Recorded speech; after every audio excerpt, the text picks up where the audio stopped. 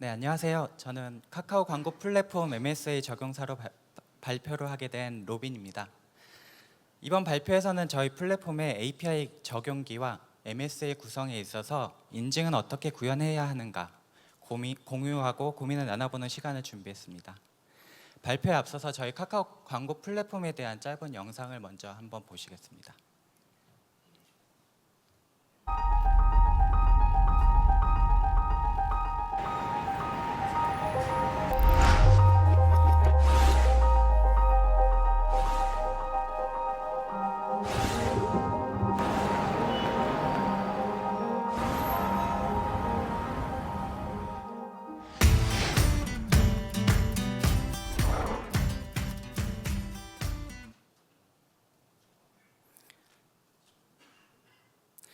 저희 카카오 광고 플랫폼은 카카오, 다음, 그리고 카카오 스토리 등 카카오 이용자가 있는 곳 어디든지 광고를 노출할 수 있습니다.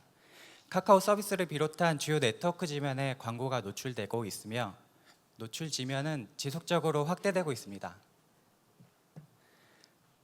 카카오 광고 플랫폼은 광고 등록부터 광고 성과 분석까지 가능한 원스톱 시스템입니다. 광고주는 광고를 통해 가령 웹사이트 방문자 수를 늘릴 것인지 혹은 앱 설치율을 높일 것인지 등 광고 목적을 먼저 선택을 하게 됩니다. 광고 목적을 선택하면 다음에는 누가 광고를 볼 것인지 타겟팅을 설정하고 광고 지출 예산 등을 설정하게 됩니다. 그 다음에 이미지 배너나 동영상 등을 광고 소재를 등록합니다. 이렇게 등록된 소재는 저희 내부 심사를 거쳐서 최종적으로 광고가 노출되게 될 거고요. 광고가 노출된 이후에는 내부 수집 및 분석을 통해서 광고 성과 분석 보고서를 제공하게 됩니다. 저희 카카오 광고 플랫폼을 비롯하여 최근 디지털 광고 시스템은 크게 DSP와 SSP로 나뉘게 됩니다. 이 용어가 좀 생소하실 수도 있겠는데요. DSP는 디맨드 사이드 플랫폼의 약자로 광고주를 위한 플랫폼이라고 이해하시면 될 것 같고요. 그리고 SSP는 서플라이 사이드 플랫폼의 약자로 광고를 노출하는 퍼블리셔들을 위한 플랫폼입니다. 관련된 데이터들은 수집되어 각종 분석을 통해 연령대별, 지역별 타겟팅뿐만 아니라 다양한 오디언스 타겟팅을 효율적으로 광고 노출이 될 수 있도록 지원합니다. 광고 노출이 필요한 시점에 SSP는 DSP들에게 광고를 요청하게 됩니다.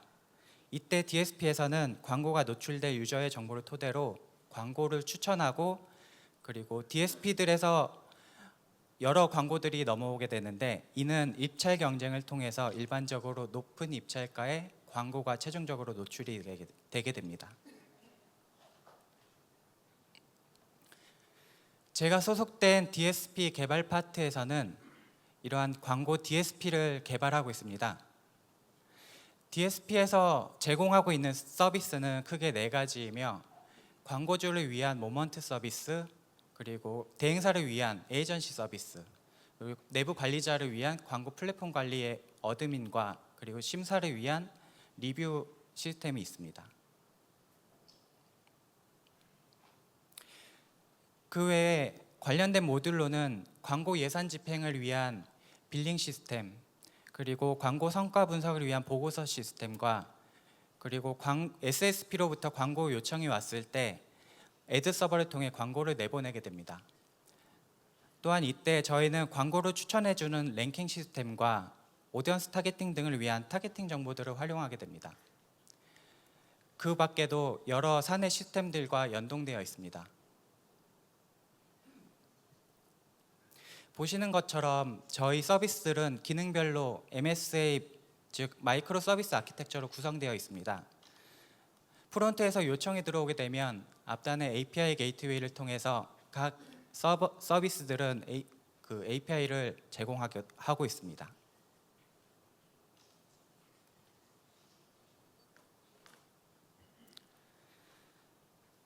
자, 카카오 광고 플랫폼에 대해서 간략히 알아봤는데요. 이제 본격적으로 MS의 구성에 있어서 API 게이트웨이와 인증 및 인가에 대해서 알아보도록 하겠습니다. 잘 따라오시면 MS를 구성할 때 당황하지 않으실 것 같습니다. 자, 그렇다면 API 게이트웨이의 역할은 무엇이고 어떻게 시스템이 구현되는지 알아보도록 하겠습니다. API 게이트웨이의 기능은 다음과 같습니다. 사용자 요청에 맞는 API 서비스들을 라우팅해주고 인증 및 인가, 처리를 담당할 수도 있습니다. 또한 과도한 사용자 요청으로부터 서비스들을 보호하기도 하고 제한을 걸 수도 있습니다. 또한 서비스들 간에서 어그리게이션 역할도 하며 API 사용 로그 분석을 통해 통계 등을 확인할 수도 있습니다. 그리고 응답 데이터를 변환한다든지 사용자와 서비스 간 중개 역할도 해주고 있죠. API 게이트웨이 도입을 위해서 사전에 기술 조사를 했는데 생각보다 많은 API 게이트웨이 모듈들이 있었습니다. 이 중에서 저희가 도입한 것은 넷플릭스의 줄이었습니다. 줄을 도입하는 데 있어서 고려했던 것은 기존에 사용 중인 스프링 프레임워크와 통합이 잘 되어 있느냐였는데 넷플릭스 모듈들과 스프링이 잘 결합되어 있었습니다. 그리고 무엇보다 설정이 매우 간단했고 넷플릭스에서 안정적인 서비스를 제공하는 데 있어 사용되고 있다는 점이 큰 메리트였습니다. 그래서 저희는 넷플릭스의 줄을 선택하였고요.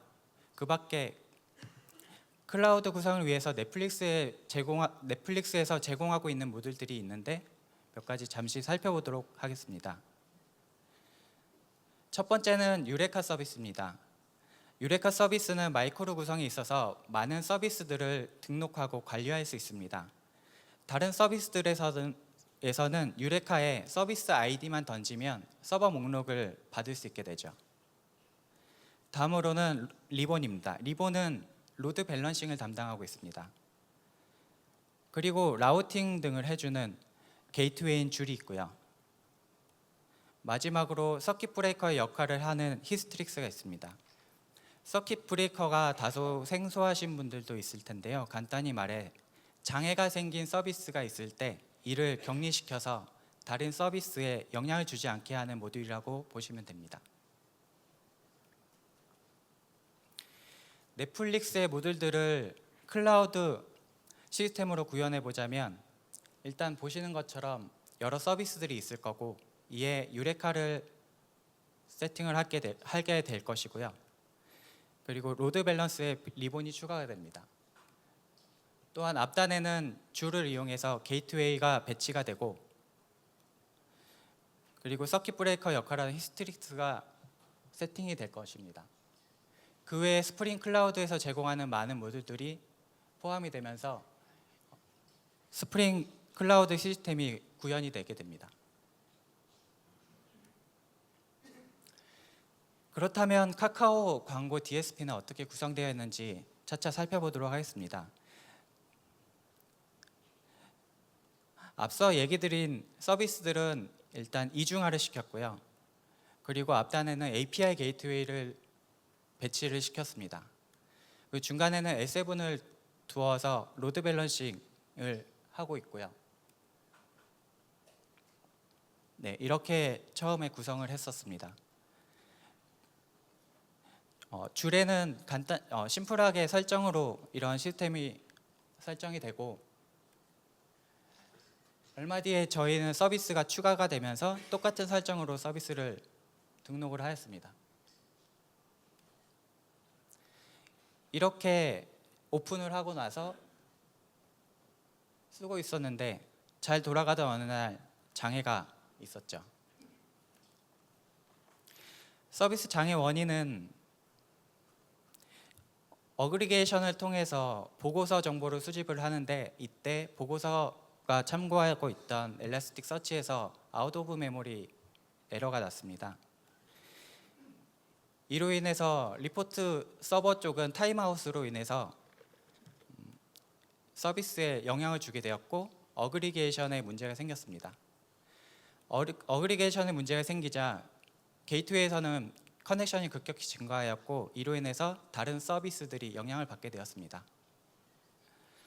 원인은 저희가 사용하고 있던 레스트 템플릿 설정에 커넥션 리퀘스트 타임아웃이 디폴트로 설정되어 있어서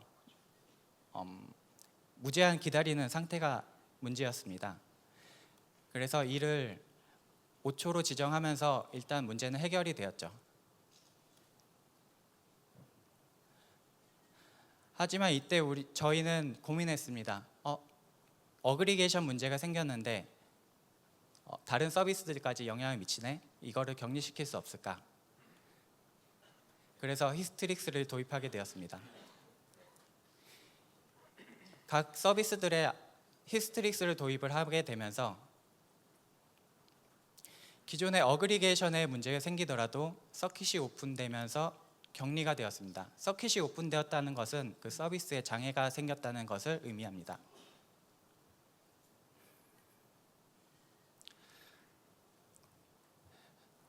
그 외에 유레카와 리본이 있는데 저희는 유레카와 리본 도입도 고민을 하기 시작했습니다. 일단 유레카를 도입을 하려고 보니 저희는 L7을 쓰고 있었고 그리고 서버가 그렇게 많지 않기 때문에 내부에서는 유레카까지 도입을 해야 되는지 고민이 들어 일단은 도입하지 않기로 했습니다. 그리고 나서 서버가 여러 대일 수 있기 때문에 리본에 로드 밸런싱을 도입을 하였습니다. 현재 클라우드 설정에서는 히스트릭스를 구성하게 되면 리본 설정이 함께 따르게 됩니다. 그래서 각 리본은 보시는 것처럼 서버들에 연결이 되었고 저희 설정은 다음과 같이 바뀌었습니다. 기존에는 줄 설정에서 각 서버들을 일일이 다 지정을 해주었다면 리본에서는 서비스 아이디로 서버들을 등록을 하고 그 서비스 아이디를 줄에 연결하는 식으로 설정이 바뀌었습니다. 서버 목록은 보시는 것처럼 리스트 오브 서비스라는 설정에서 다루고 있죠. 그 외에 히스트릭스의 격리 설정은 세마포어와 스레드 방식이 있는데 저희는 스레드 방식으로 설정을 하였습니다. 그 외에도 스레드의 코어 수라든지 타임아웃 등을 지정을 하였습니다. 여기서 중요한 옵션 중에 설정 중에 세 가지가 있는데 감시 시간, 그리고 감시 시간 내 요청 수, 그리고 요청 대비 오류율 등이 있습니다. 디폴트 값으로 간단히 설명을 드리면 10초 이내에 20번의 요청이 있어야 하고 그 요청 20번 중에 50%의 오류가 발생했을 때 서킷을 오픈하겠다는 의미입니다. 서킷이 오픈되면 해당 서비스로는 더 이상 요청이 가지 않게 됩니다. 이렇게 리본 구성을 완료하였는데 서버를 내리니까 계속 서킷 오픈이 되는 겁니다. 이게 어떤 건지 다시 설명을 드리면 기존에는 어그리게이션 서비스들에서 에러가 나면 당연히 격리가 되는 것은 확인을 하였는데요. 리본에 연결된 여러 대의 서버 중에 한 대의 서버가 문제가 생겼는데 이게 격리가 되어버리는 겁니다. 모먼트 사례를 좀 더 보시자면 리본에 연결된 API 서버들이 여러 대가 있다고 가정을 하겠습니다. 리본에 별도의 옵션 설정을 하지 않으면 기본적으로 라운드 로빈 방식으로 API 콜을 하게 됩니다.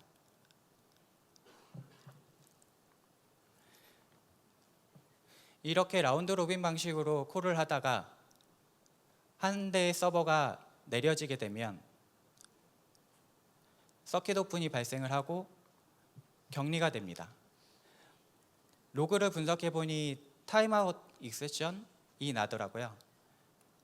그래서 이 부분을 좀 더 보기로 했습니다. 타임아웃은 히스트릭스와 리본에 각각 설정이 가능했습니다. 히스트릭스의 타임아웃과 그리고 리본의 타임아웃이 약간 다른데요. 리본에서는 기본적으로 몇 번의 리트라이 재시도를 하기 때문에 이를 고려하여 타임아웃이 전체 타임아웃이라는 개념이 있습니다.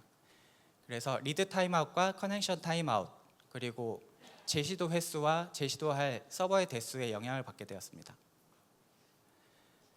즉 격리가 되지 않기 위해서는 히스트리스의 타임아웃이 리본의 전체 타임아웃보다 커야 한다는 것이 전제 조건이 된다는 것을 확인했습니다. 그래서 설정을 바꿔보았지만 계속 서킷 오픈이 되어서 저희는 좀 더 알아보게 되었습니다. 리본의 설정 중에 서버 갱신 시간이라는 것이 있는데 이것을 확인을 해보니 리본에 있는 로드 밸런서가 있는데 그 로드 밸런서에서 서버 목록을 가지고 있습니다. 그 서버 목록을 갱신하는 데는 두 가지 타이머가 있었는데요. 첫 번째가 앞서 보신 것처럼 서버 목록을 주기적으로 갱신해주는 타이머였습니다.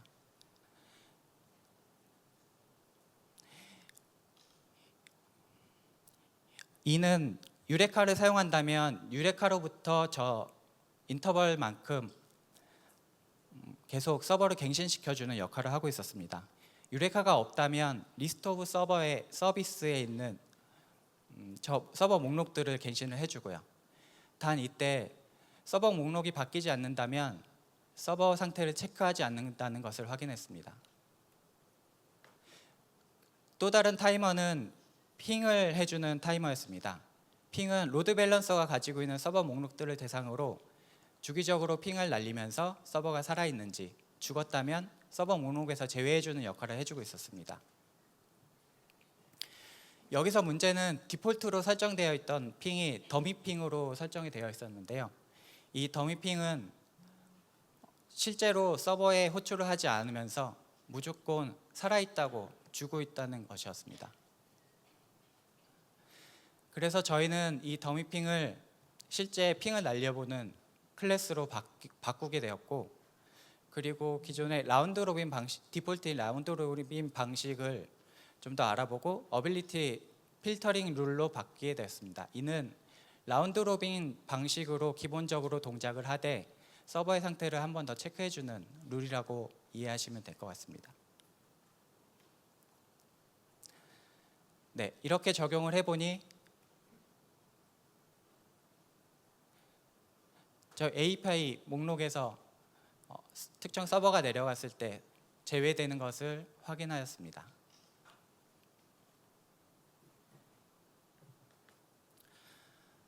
그 뒤에 운영을 하면서 저희는 서비스 확장을 위해서 이제 오픈 API도 만들어서 제공을 해야 되는 상황이 되었습니다. 기존에 줄을 사용하고 있었는데 이 줄에서는 서비스 제한을 하는 것이 직접 구현해야 되는 방법밖에 없는 걸로 저희는 판단을 하였고, 그러면 어떻게 사용자 요청을 제한할 수 있을까? 다른 것을 살펴보기 시작했죠. 그렇게 살펴보던 중 기존의 줄 방식이 블로킹 API 방식으로 동작한다는 것과 서블리 2.5 그리고 웹소켓을 지원하지 않는다는 것도 알았습니다. 이는 현재는 당장이 필요 없다고 하더라도 언젠간 저희 발목을 잡을 것 같았죠. 2018년 5월에 줄2가 릴리즈 되었습니다. 이 줄2에서는 저희가 원하는 제한을 걸 수가 있었고요. 그리고 2018년 6월에는 스프링 클라우드 게이트웨이가 릴리즈 되었습니다. 스프링 클라우드 게이트웨이는 웹플럭스 기반으로 다양한 모듈들을 좀 더 프레임워크에 통합되어 제공하고 있었습니다.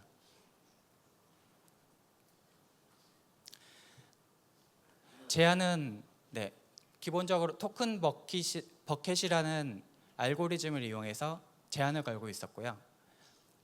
사용자당 허용된 초당 요청 수를 제한을 걸므로써 제한을 하고 있었고, 그리고 너무 많은 과도한 요청이 들어올 때는 사이구 에러를 주고 투매니 리퀘스트 응답을 내려주게 됩니다.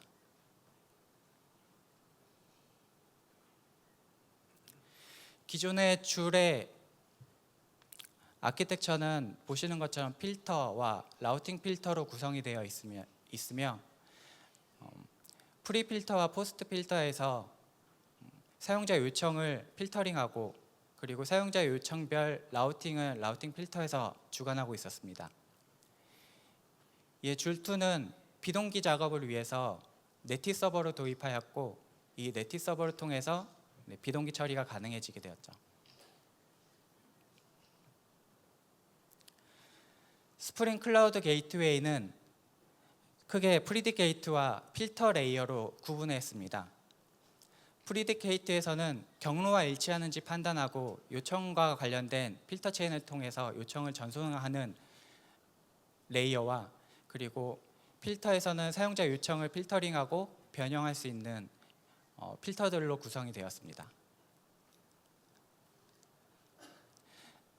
스프링 클라우드 게이트웨이에서 기본적으로 제공하는 프리디케이트는 이런 것들이 있는데요.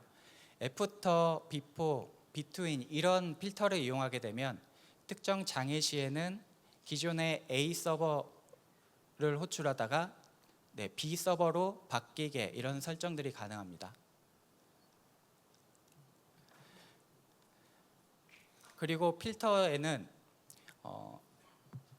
사용자 요청과 응답을 변형할 수 있으며 추가하거나 삭제가 가능합니다. 그 외에 히스트릭스 커맨드를 직접 이곳에 기입함으로써 그 서비스에 장애가 생겼을 때 그 히스트릭스 커맨드가 실행이 되게 됩니다. 그 외에 아까 보신 것처럼 제한을 걸 수도 있고요.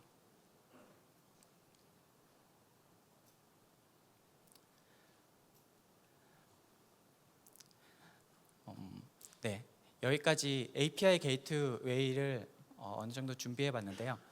저희 이제 MSA 구성에 있어서 인증과 인가에 대해서 잠시 살펴보도록 하겠습니다.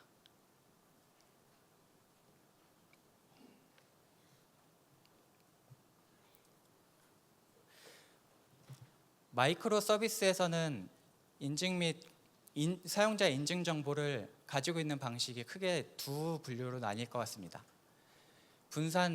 세션 관리와 그리고 토큰 관리입니다.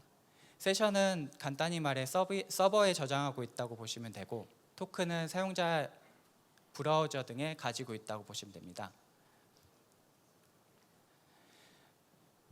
고정 세션을 하게 되면 각 서버에서 사용자 인증 정보를 직접 가지고 있으며, 이는 반드시 특정 사용자가 특정 서버로 연결이 돼야 되는 단점이 있습니다.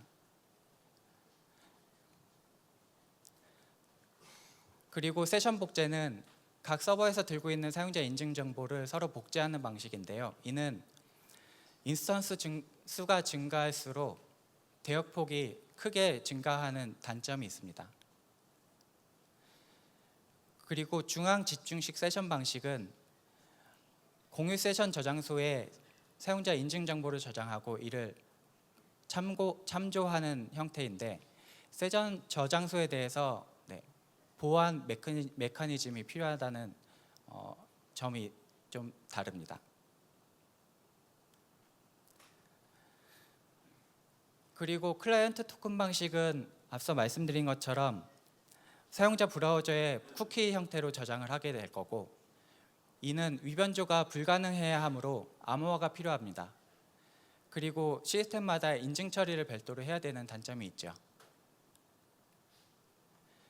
그리고 SSO, 싱글 사인온 방식은 SSO 서버로부터 클라이언트가 인증 정보를 획득을 하게 되고, 특정 서버에 사용자가 요청을 하게 되면 그 서버는 SSO에게 그 사용자 인증 정보를 체크를 하게 됩니다. 이는 인증을 위해서 반복적인 트래픽 증가가 우려됩니다. 그리고 마지막으로 AP 게이트웨이를 통한 클라이언트 토큰 방식이 있는데요. 이는 게이트웨이 서버를 통해서 사용자 토큰을 전달하고 게이트웨이에서 이 토큰을 검증해 주는 방식입니다.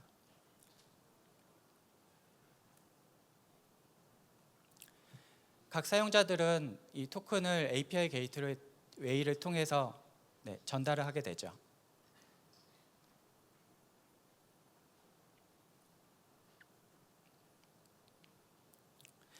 카카오 광고 플랫폼에서의 인증은 간단히 설명드리면 사용자가 로그인을 하게 되면 카카오 인증 시스템으로부터 쿠키를 받게 됩니다.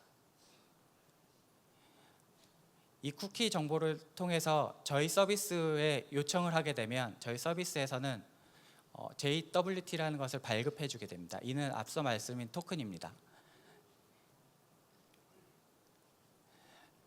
이후에 요청은 이 토큰을 같이 첨부하여서 요청이 이루어지게 되고요.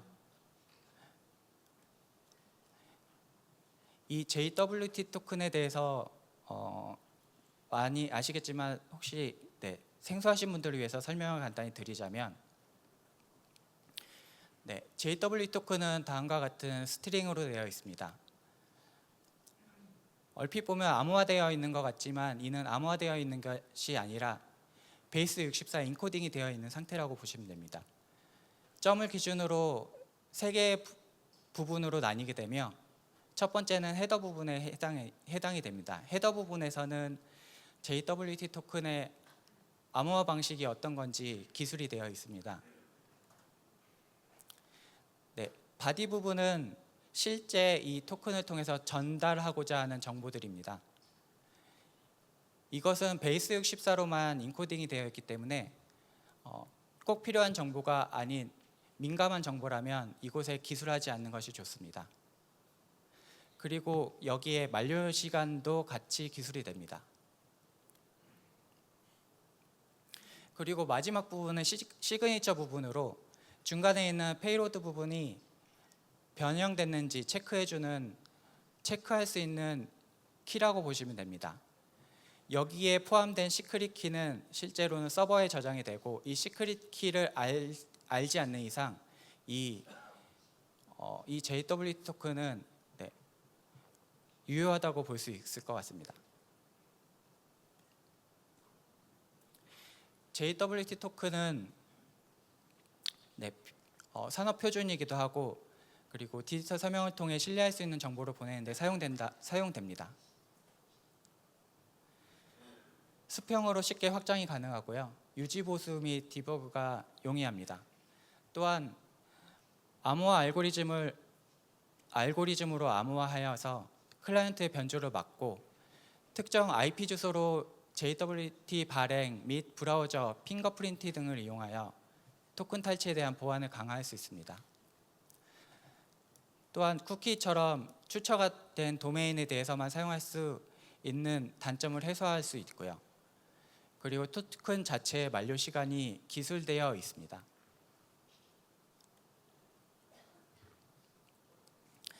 앞서 저희 카카오 광고 플랫폼 인증 방식에서 토큰을 로그인 시 토큰을 준다고 말씀드렸는데요. 사실은 2개의 토큰을 주게 됩니다.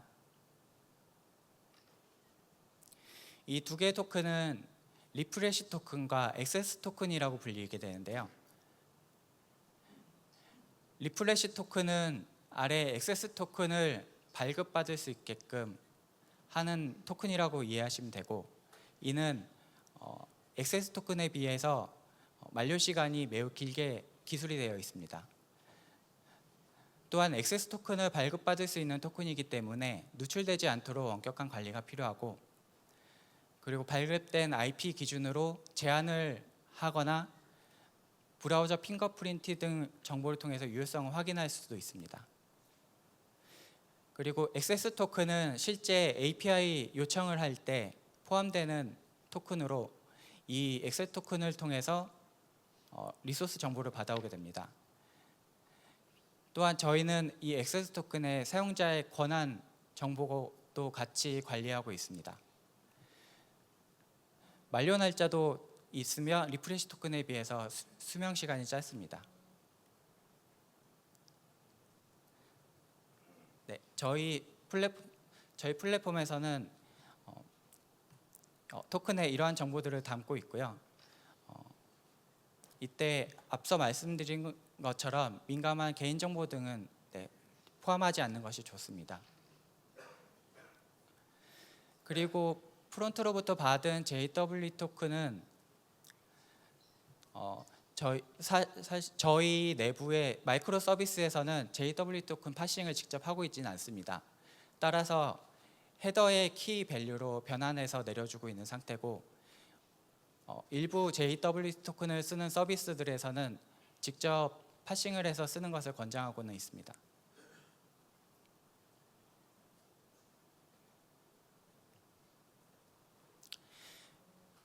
일반적으로는 이런 식으로 인증 인가가 진행될 것 같습니다. 인증 요청이 오면 인증 서버에서는 권한을 부여하게 되고, 권한이 올바르다면 응답을 받게 되고, 권한이 유효하지 않다면 권한 없음 처리가 될 것입니다. 반면 저희 게이트웨이 구성에 있어서는 게이트웨이에서 이 인증 처리를 직접 하고 있습니다. 인증 요청을 통해서 권한을 받게 되고, 이후 프론트에서는 보고서 조회 등 API를 콜할 때 권한을 같이 넘기면서 이 권한 체크를 게이트웨이에서 해주게 됩니다. 만약 권한이 없다면 게이트웨이로부터 튕겨내게 되죠. 이는 저희 서비스 개발을 할 당시에 게이트웨이에서 모든 권한을 체크해달라는 요청이 가장 크게 작용을 했습니다. 이로 인해서 서비스별 권한을 다 정의를 하여서 게이트웨이 기술을 하였고, 그리고 API 서버들 URL 패스를 직접 다 수집을 했습니다. 또한 수집된 URL 패스별로 게이트웨이에 있는 스프링 시큐리티의 권한들을 매핑을 시켜주었죠. 하지만 실제 운영을 하면서 고민이 되는 부분들은 계속 추가되는 API들에 대해서 게이트웨이가 직접 다 관여를 해야 되는지 고민이 되었습니다. 그래서 아직은 솔루션을 적용하진 않았고 고민을 계속 하고 있는 단계라고 보시면 될 것 같습니다.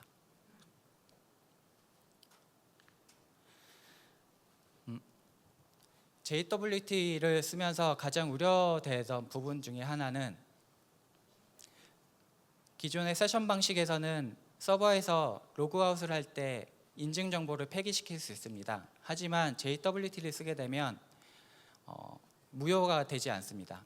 JWT에 직접 기술된 만료 시간 기준으로 무효화가 되기 때문이죠.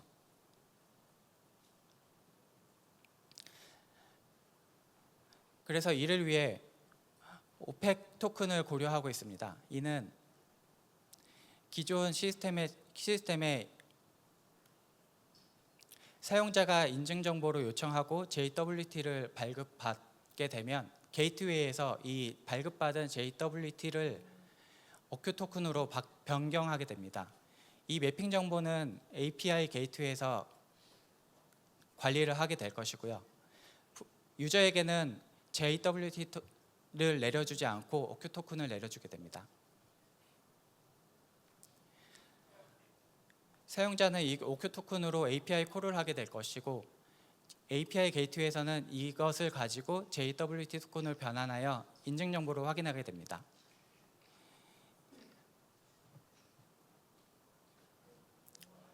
따라서 로그아웃이 발생하는 시점에 실제 게이트웨이에서는 오큐 토큰을 폐기 처리함으로써 기존의 액세스 토큰이 무효화되지 않았던 단점을 해소할 수 있었습니다.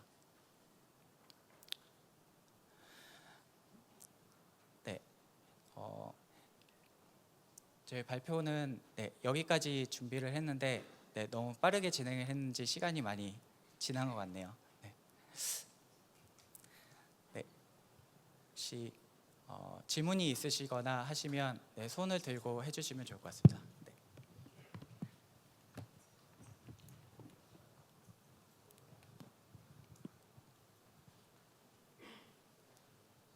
질문 받으시면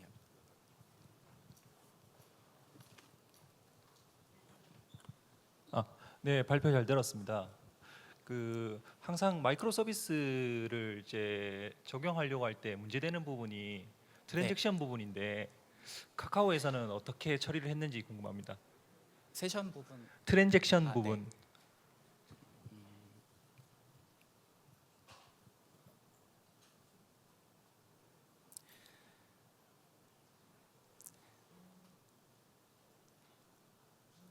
일단 하나의 요청에 대해서 작업을 단일화시켜서 트랜지션 부분을 최소한 안 쓰도록 하려고 했습니다. 그래서 단일 요청에 대해서 여러 작업이 없도록 하였고, 그리고 실제 롤백하는 부분을 실제 넣지는 않았고요. 대신에 저희는 알람 시스템을 좀 더 보강을 해서 문제가 생겼을 때 알람을 받아서 처리하는 식으로 현재는 하고 있을 것 같습니다. 네. 네.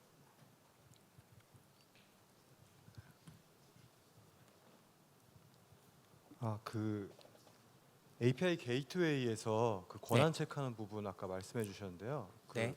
아직 고민하고 계셨다고 하시는데 실제로 그럼 지금 그 운영하시는 부분에서 그 트래픽이 몰리는 때 어느 정도 리소스가 이제 과부가 걸리는지 좀 그리고 해결책 정도 이렇게 좀 실예제를 좀 알려주실 수 있나요?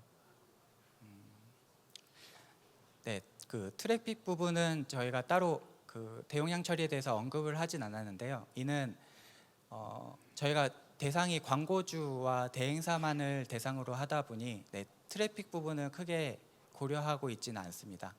그래서 트래픽이 몰리는 부분에 대해서는 따로 구현된 거는 없다고 보시면 됩니다. 네.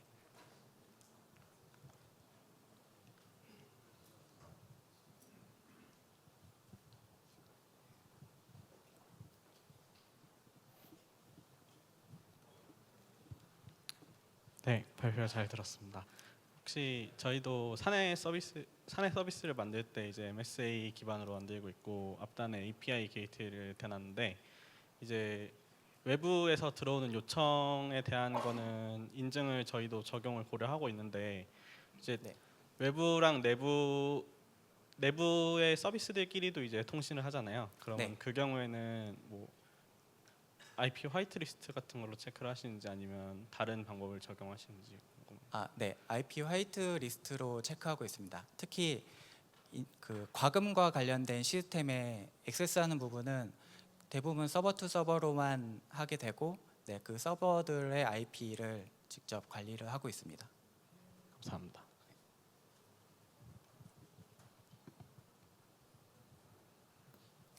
네, 혹시 더 질문 없으실까요? 네, 네.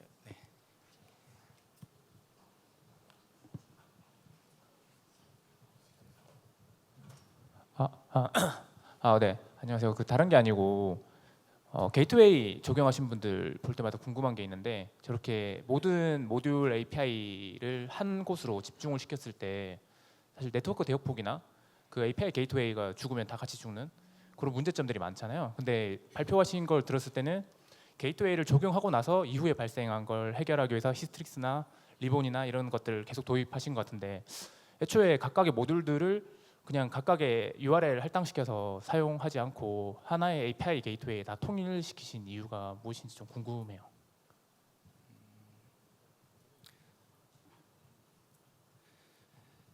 네, 일단은 보안적인 측면에 좀 많았던 것 같고요. 저희가 광고주 대상으로 이제 광고 서비스를 하다 보니까 일단 내부 시스템들의 API를 전부 오픈하는 것은 위험이 따른다고 생각을 했습니다. 그래서 이를 API 게이트웨이에서 오픈할 수 있는 API들 URL만 따로 관리를 하는 측면이 좀 강했던 것 같습니다. 그래서 실제 권한 처리 부분도 게이트웨이에서 직접 다 하고 있는 게 같은 맥락으로 이해하시면 될 것 같습니다.